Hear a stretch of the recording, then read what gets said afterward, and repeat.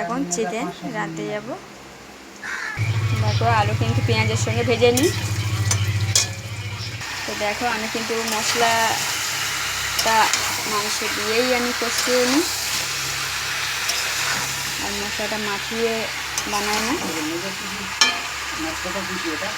এটা কিন্তু পোলট্রির মুরগি না, এটা হলো মানে কক মুরগি, জানো কি জানি না।